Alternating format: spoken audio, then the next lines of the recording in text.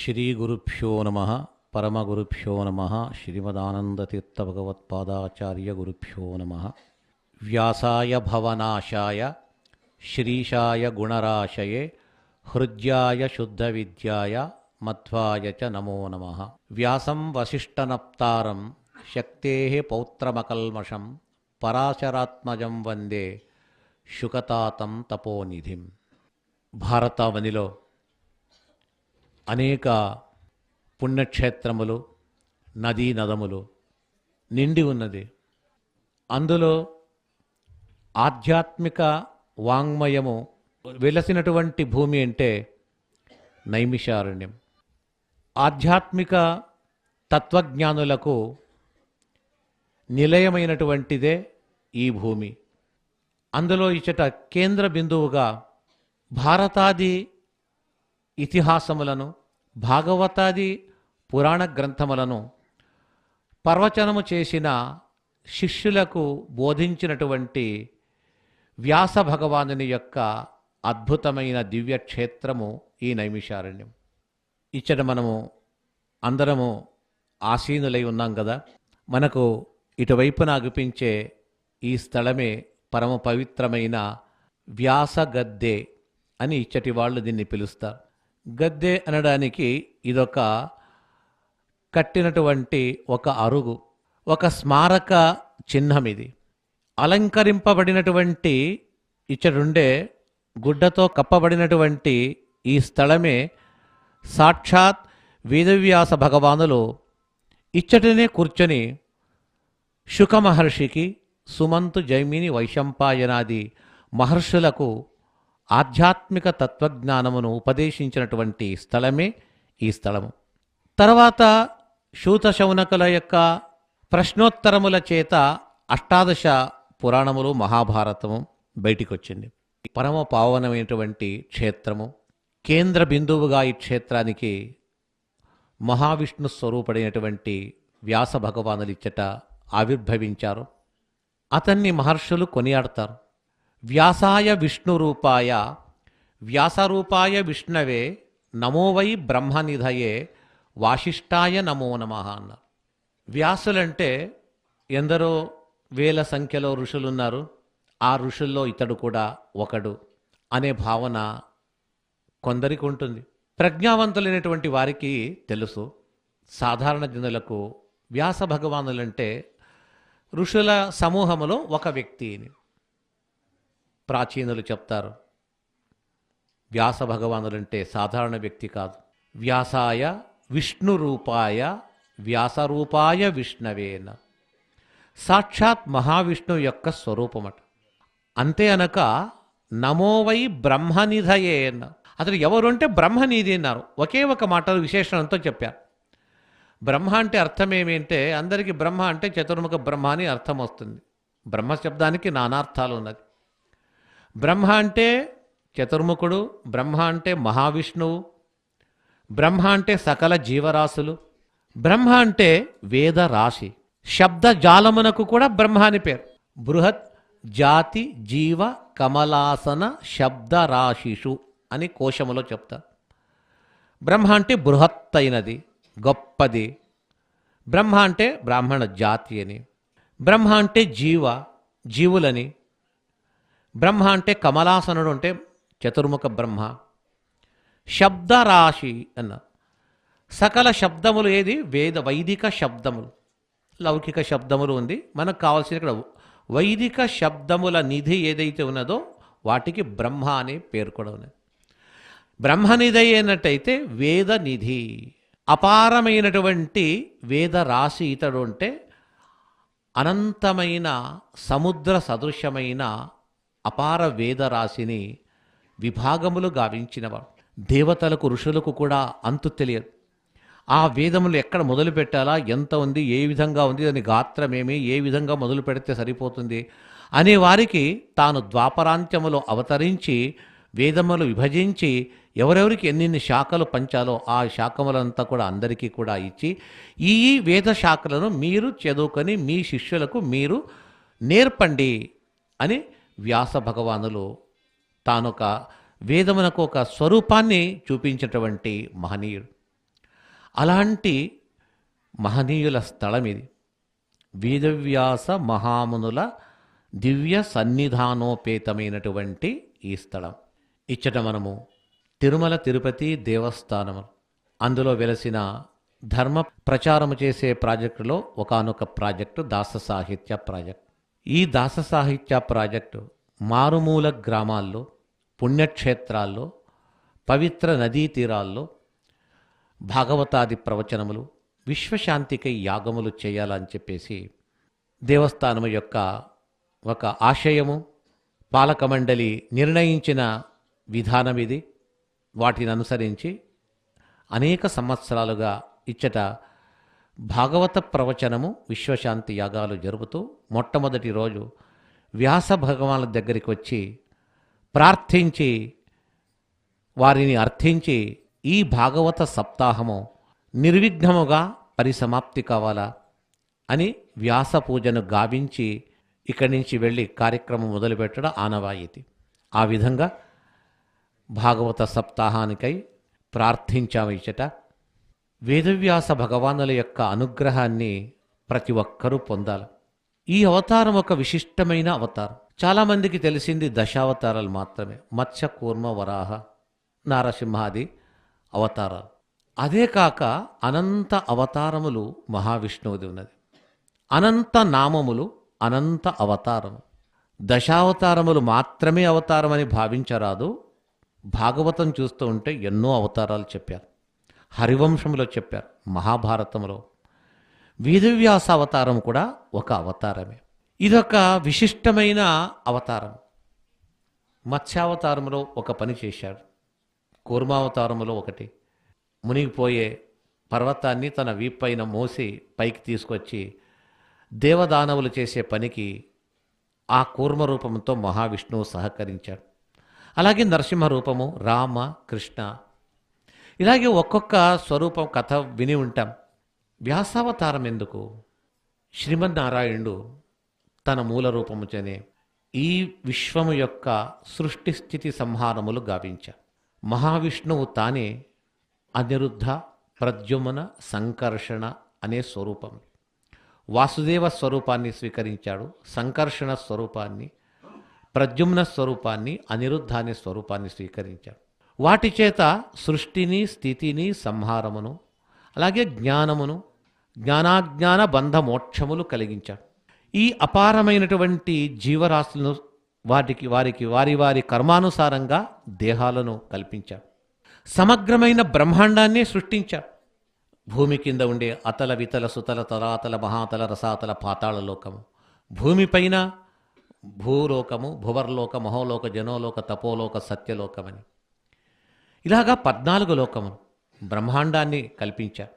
సప్తద్వీపములు, సప్త సముద్రములు, మేరు ఆది మేరే మొదలైనటువంటి పర్వతములు, ఇలాగా విచిత్రమైనటువంటి బహుచిత్ర జగత్ అని చెప్పినట్టుగా చిత్ర విచిత్రమైనటువంటి ఈ విశ్వాన్ని సృష్టించాడు. దేవదానవ మానవ యక్ష గంధర్వాదులకు ఉపాధి కల్పించాడు ఆ భగవంతుడు. ఇది ఒక ఎత్తు అయితే మరొక సృష్టి గావించాడు ఆ శ్రీమన్నారాయణుడు. ఇంతవరకు చేసిందంతా కూడా స్ట్రక్చర్, ఈ లోకములు, ఈ సముద్రాలు, ఈ పర్వతాలు. తర్వాత ఇదంతా చేశాను, అయితే మనిషికి, జీవులకు ఆహారము సేవన చేయటం చేత, ఆహార సేవనచే దేహము బాగా పుష్టిగా ఉంటుంది, అభివృద్ధి అవుతుంది. దేహము పెంచాల, దేని కొరకు? మన జీవనం కొరకు. అది ప్రధానం కాదు. జీవస్వరూపము వికసించాల, దేహ వికాసము కావాలా, జీవస్వరూప వికాసము కావాలి. దేహ వికాసానికి ఆహారం మనం స్వీకరించే అన్నం. అయితే జీవస్వరూప వికాసానికి ఈ అన్నం సరిపోదు, వేరే ఆహారం కావాలి. అదే ఆధ్యాత్మిక శాస్త్రం, వేదాంత శాస్త్రములే జీవస్వరూపము యొక్క వికాసానికి తోడ్పడుతుంది. ఇంతవరకు చేసిన సృష్టి, ఈ స్ట్రక్చర్, ఈ లోకములు చేస్తే ఇంకొక సృష్టి చేస్తానని ఆధ్యాత్మిక ప్రపంచాన్నే, ఆధ్యాత్మిక వాంగ్మయ ప్రపంచాన్ని సృష్టించాడు భగవంతుడు. ఆ సృష్టించడానికి స్వీకరించిన అవతారమే వ్యాసావతారం. ఒకవేళ వ్యాసావతారం చేయలేదు అన్నట్టయితే మనిషికి చాలా కొరత అయ్యేది. మనిషికి భూమిలో ఆహారం పండిస్తాడు, ఆహారం సేవిస్తాడు, పుష్టిగా ఉంటాడు. అయితే ఆహార సేవనం చేత ఈ లోకంలో బాగుంటారు. తర్వాత మళ్ళా తిరిగి పుట్టడము, మళ్ళా చనిపోవడము, పుట్టడము, దీనికి అంతులేదా? మనకు ఎప్పుడూ కూడా జనన మరణములనేది చక్రాకారములుగా తిరుగుతూ ఉంటే వాటి నుంచి తప్పించుకోవాలన్నట్టయితే మరొక మార్గం వెతకాలి. ఆ మార్గమే ఆధ్యాత్మిక మార్గం. ఆ ఆధ్యాత్మిక మార్గమును మనం తీసుకువెళ్ళడానికి ఒక దీపం కావాలి కదా. ఆ దీపమును చూపించిన వారే వ్యాస భగవానుడు. వారు చూపించిన దీపమే వేదములు, ఉపనిషత్తులు, మహాభారతము, రామాయణము, అష్టాదశ పురాణం. ఇదే మానవాళికి ముందుకు వెళ్ళడానికి ఒక ముక్తి మార్గానికి దారి దీపము. అంటే ఆధ్యాత్మిక వాంగ్మయాన్ని ఈ రూపంగా, పురాణ రూపంగా, ఇతిహాస రూపంగా ఆ మహనీయుడు సృష్టించి మాకు అందించాడు. ఇది వేదవ్యాస మహానుల యొక్క కృప. బ్రహ్మాది దేవతలకు కూడా ఇది ఉపకారమైంది. బ్రహ్మరుద్రాది దేవతలే కాక ఎందరో బ్రహ్మర్షులు, దేవర్షులు చాలామంది అతని దగ్గర వచ్చి అధ్యయనం చేశారు. మనకందరికీ కూడా దివ్యమైనటువంటి మార్గదర్శాన్ని కల్పించారు. ఇలాంటి వ్యాస భగవానులను మనం ఎంత స్తుతించినా తక్కువ అవుతుంది. వారి రచనలను ఒక్కసారి చూసినట్టయితే ఆశ్చర్యమవుతుంది. ఒక సాధారణ మనిషిగా పుట్టిన వ్యక్తి తన ఆయుష్యులో చేయలేనటువంటి, చేయుటకు సాధ్యము కాని పనులు వ్యాస భగవానులు చేసి చూపించారు. అన్ని సకల వాంగ్మయమంతా ఒక చోట పెడతాం. ఒక మహాభారతం తీసుకుంటే చాలు. అంటే పురాణములు, ఉపపురాణములు, చాలా ఆధ్యాత్మిక గ్రంథాల్లో వ్యాస భగవానుల యొక్క ముఖారవిందం నుంచి వెలువడింది. అందులో ఒక భారతం మహనీయులు, మహర్షులు చెప్తారు.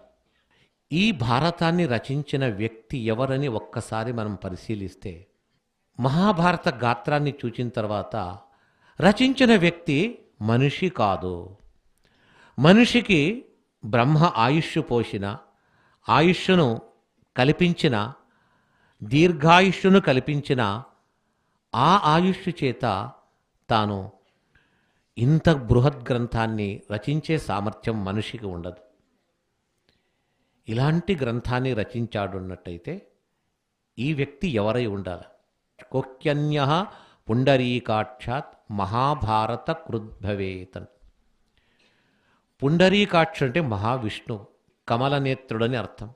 ఆ కమలనేత్రుడైన మహావిష్ణువు తప్పితే వేరే మనిషికి ఇంత అద్భుతమైనటువంటి అర్థ విస్తారముతో, శబ్ద విస్తారముతో కూడిన గ్రంథాన్ని రచించే సామర్థ్యము సాధారణ ఋషులకు, సాధారణ వ్యక్తులకు లేదు.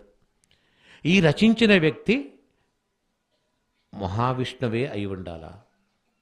కోహ్యన్యః పుండరీకాక్షాత్ మహాభారత కృద్భవే అని నిర్ణయించి ఈ మహాభారతాన్ని రచించిన వ్యక్తి సాక్షాత్ మహావిష్ణు స్వరూపుడైనటువంటి వ్యాస భగవానులు. మహాభారతము సముద్రం, అది 1,00,000 శ్లోకములని చెప్పేసి చెప్తున్నారు. అయితే అంతనే కాదు, వాస్తవంగా 60 లక్షల శ్లోకములు. 60 లక్షల శ్లోకములు.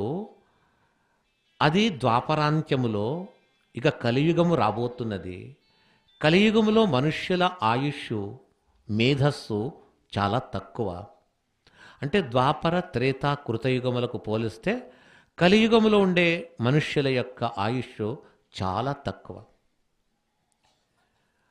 అలాంటి తక్కువ అల్పాయుష్యులో ఈ గ్రంథాన్ని ఎలా చదవగలుగుతాడు? అందుకే వ్యాస భగవానులు దేవతల సమక్షంగా ఆలోచించి 60 లక్షల శ్లోకములతో గ్రంథముచే నిర్మింపబడిన ఈ మహాభారతాన్ని భూలోకానికి వద్దని దేవలోకానికి 59 లక్షల ఆ గ్రంథాన్ని పంపించి 1,00,000 గ్రంథాన్ని మాత్రమే ఇక్కడ ఉంచారు. దాన్ని చదివే ఆయుష్ కూడా మనకు లేదు. వినే ఒక ఓపిక తీరిక కూడా మనిషికి లేదు. ఎవరో కొందరు మాత్రము మహాభారతాన్ని పూర్తిగా అధ్యయనం చేయడము, శ్రవణం చేయడము, కొద్దిపాటిగా అయినా కొందరు తెలుసుకోవడము జరుగుతుంది. కొందరున్నారు సమగ్రంగా అధ్యయనం చేసిన వాళ్ళు, తెలుసుకున్న వాళ్ళు. 1,00,000 గ్రంథమే మనకు పూర్తిగా చదవడానికి సాధ్యం కాదంటే 60 లక్షలు ఎలా చదవగలుగుతాం? అందుకే పైలోకానికి తీసుకెళ్ళి దేవతలకు పంచి ఇచ్చేశారు. 1,00,000 శ్లోకములతో కూడిన ఈ ప్రస్తుతం మన కంటికి అగిపించే ఈ మహాభారతము కూడా పూర్తిగా సరిగా అర్థం చేసుకోలేకపోతున్నాం. ఇంత బృహద్గాత్రముతో కూడినటువంటి గ్రంథాన్ని తెలుసుకుంటారో లేదో, అందరి సారాన్నైనా గ్రహించాలా అని ఆలోచించాం. అలాగే సకల వేదములు, ఉపనిషత్తులు, మహాభారతం, ఇతర పురాణములు వాటి సారాన్నంతా గ్రహించి తాను మరొక దివ్య గ్రంథాన్ని రచించారు. అదే శ్రీమద్భాగవతము. భాగవతమని వింటూనే వ్యాస భగవానులే గుర్తుకొస్తారు. భాగవతం అంటే వ్యాస భగవానుల స్మృతి మనకు వస్తుంది. అవినాభావ సంబంధం. భాగవతమన్నా వ్యాస భగవానుల స్మరణ, వ్యాస భగవానులు అంటే భాగవత స్మరణం. అంటే మిగతా పురాణములు వద్దా అన్నట్టయితే కావాలా? 18 పురాణములు కావాలా? ఒకవేళ 18 పురాణములు సరిగా అర్థం చేసుకోకపోయినా, 17 పురాణాలు సరిగా అర్థం చేసుకోకపోయినా, ఒక్క భాగవతాన్ని సరిగా అర్థం చేసుకుంటే చాలు, మనిషి యొక్క సద్గతికి అదే ఒక గొప్ప బ్రహ్మాస్త్రం వలె ఉంటుంది అని చెప్పేసి. అందుకే చెప్తారు, నిగమకల్పతరోర్గలితం ఫలం శుకముఖాదమృతద్రవ సంయుతం పిబత భాగవతం రసమాలయం ముహురహో రసికా భువి భావుకా. భాగవతం అంటే అర్థమేమి? నిగమకల్పతరోర్గలితం. ఇది ఒక పరిపక్వమైన రసభరితమైనటువంటి ఫలము భాగవతం. ఒక ఫలము అంటే ఆ ఫలానికి ఒక వృక్షాన్ని ఆశ్రయించుకొని ఉంటుంది కదా, వృక్షం కావాలి. వృక్షం ఏది? చెట్టు ఏది అన్నట్టయితే నిగమకల్పతరు. నిగమం అంటే వేదము. వేదములనే కల్పవృక్షం అట. వేదములనే కల్పవృక్షానికి చాలా ఫలములుంది. ఆ ఫలములో ఒక ఫలము భాగవతం. మిగతా ఫలముల కంటే ఈ భాగవతం అనే ఫలము రసభరితమైందట. మిగతావి అంత రసభరితం కాలేదు, ఇది ఒక్కటే అయింది. నిగమకల్పతరోర్గలితం ఫలం. ఆ వేదకల్ప వృక్షము నుంచి జారి పడ్డ ఒక మహారసభరిత ఫలమే భాగవతం. అది కూడా శుకముఖాదమృతద్రవ సంయుతం. ఒక మంచి మామిడి పండు ఉంటుంది, చాలా తీపిగా ఉంటుంది. చిలుక కొరికితే ఆ చిలుక రుచి చూస్తే ఆ ఫలం ఇంకా బాగుంటుందని ఆ పండుని అందరూ కూడా ఆశ్రయిస్తారు. అలాగే భాగవతం అనే రసభరితమైనటువంటి ఈ ఫలమును కూడా ఒక చిలుక మొట్టమొదట రుచి చూచిందట. ఈ చిలుకది శుకముఖాదమృతద్రవ సంయుతం. శుక మహర్షి అనే ఒక చిలుక మొట్టమొదట భాగవతాన్ని రుచి చూచింది. అంటే వ్యాసపుత్రులైన శుక మహర్షుడు మొట్టమొదట భాగవతానికి స్టూడెంట్, ఎవరు శిష్యుడు అన్నట్టయితే శుక మహర్షియే మొదటి భాగవతాన్ని నేర్చుకున్న వ్యక్తి. వ్యాస భగవానుల రచన వేదకల్ప వృక్షము నుంచి రాలిపడ్డ ఫలము, అందులో శుకముఖము, శుకాచార్యులు అనే ఒక చిలుక దాన్ని రుచి చూచి ఆస్వాదించి పంపించినటువంటిది. అలాంటి రసాన్ని మీరు పిబత భాగవతం రసం, ఇలాంటి భాగవత రసాన్ని పానం చేయండి. ఎన్నిసార్లు అండి మాకు లైబ్రరీలో పుస్తకం దొరికింది, నేను కూడా ఒకసారి చదివేశాను. దొరికిన పుస్తకాలను చదివి తలలో నింపుకునే జ్ఞానము కాదది. కొన్ని ఏదో న్యూస్ పేపర్లలో అది చూచి చదవచ్చు, గుర్తుపెట్టుకోవచ్చు. అయితే ఆధ్యాత్మిక గ్రంథాలు ఎప్పుడూ సొంత చదివేది కాదు, గురువుల ముఖముచే వారి ఉపదేశం ద్వారా వినాలి. వారు చెప్పినటువంటి వారితో ఉపదేశం పొంది శ్రవణం చేసి తర్వాత దాన్ని మననం చేయాలి. ఎన్నిసార్లండి నేను ఒకసారి అంతా చెప్పించుకున్నాను, విన్నాను. ఒక్కసారి మనము విన్నా సరిపోదు. ముహురహో రసికా, తిరిగి తిరిగి మరలా మరలా మరలా చేయండి. ఎన్నిసార్లు అంటే ఈ జన్మ తరించేంత వరకు వినండి. ముహురహో ఆలయం అన్న అంటే ఈ దేహము, ఇది పోతే ఇంకో దేహము, మరొక దేహం వస్తుందంటే ఎన్నిసార్లు పుడతారో అన్నిసార్లు. ఈ దేహము వదిలిక జీవుడు ముక్తుడయ్యేంత వరకు ఈ భాగవతం అనే రసాన్ని పానం చేయండి.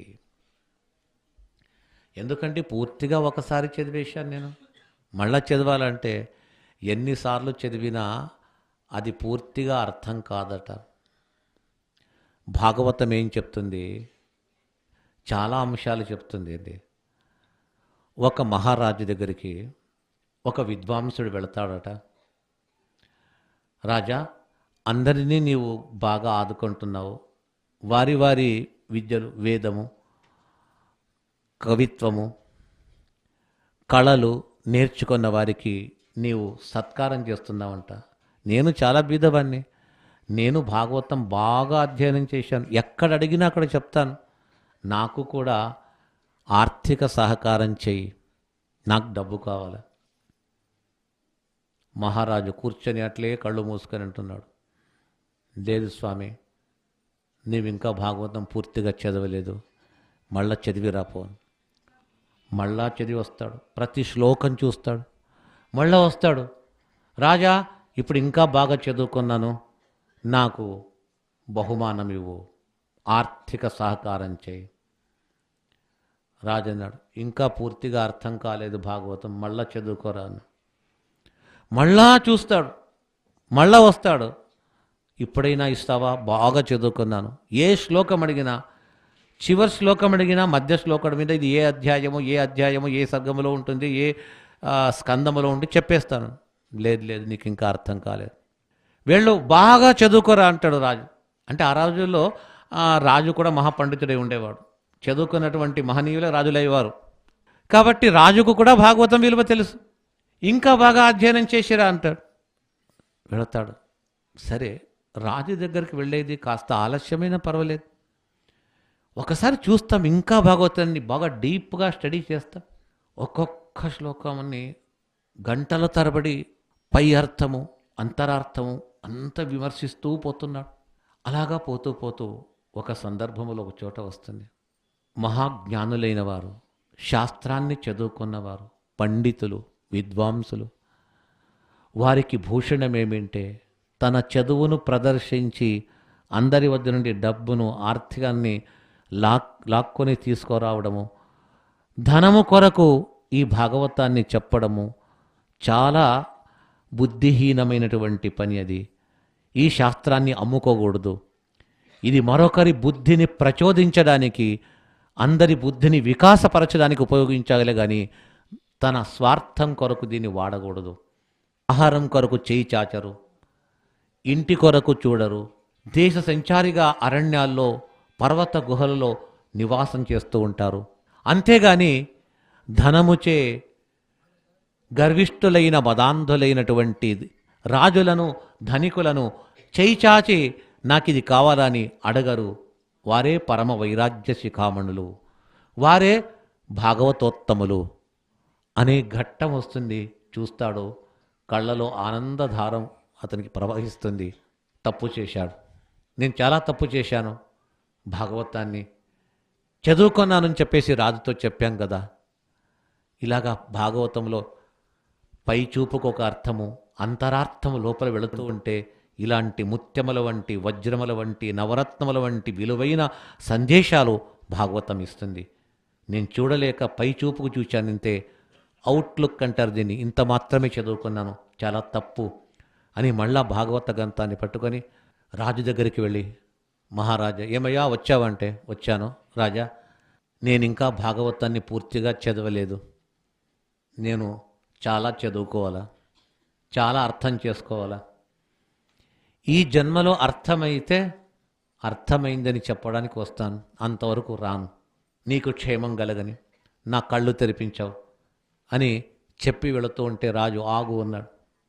మహానుభావ స్వామి, గొప్ప విద్వాంసుడవు, నీవిప్పుడు భాగవతం పూర్తిగా అర్థం చేసుకున్నావు, ఇప్పుడు భాగవతం తెలిసింది. ఇది భాగవతం అంటే. Thank you.